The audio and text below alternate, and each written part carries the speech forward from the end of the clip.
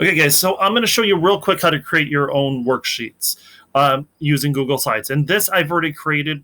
So what I did to do that was I just created a new blank. I labeled it oceans. I went into that blank and I got rid of all this extra stuff. And then I inserted an image. So I insert an image, and I'm going to search the web here. I looked for world map blank with oceans. Okay, and double click.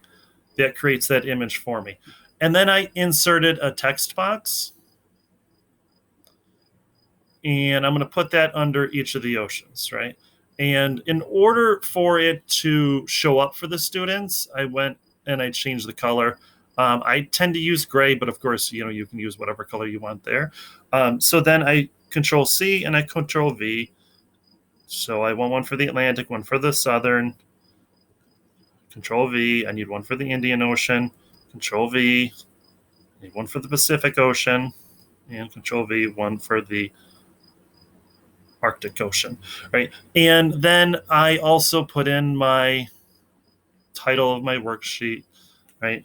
Label the oceans. Actually, I'm sorry, I called that label the 5 oceans.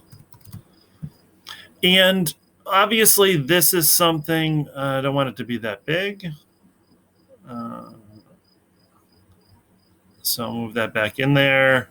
And if you want to put in, I'm going to change that color to white, actually. If you want to publish just to Google Classroom, then that's great. But what I've done here is I've created a document that I can print out and send to students. And I actually want to just rearrange that a little bit. And that's why I like Google Slides. It's just easier to rearrange those. If you wanted to then create an electronic form for them, again, this would be Control A to copy, get everything, and then Control C to copy it. You're going to go in under View, Master. I'm going to add a new one so I can get a blank one, and then that's looks like that's right there. Click to add it, and I'm going to rename this Oceans Layout 1 because I did change it a little bit. And then let's get rid of that. Boom, put that in there, and then I'm going to close that. And so when I go back in, so this is something that if I were to send to students, they would be able to change. So if I add a new one, again, that dropped out, and then the custom layout 1 is the one that I just did. Okay, so now they can't change this, and I like that format a little better.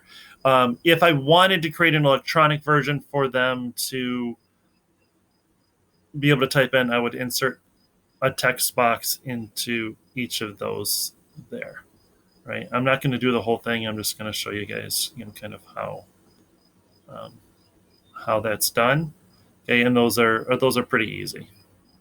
There. And then I could publish that to my Google Classroom as an assignment or whatever.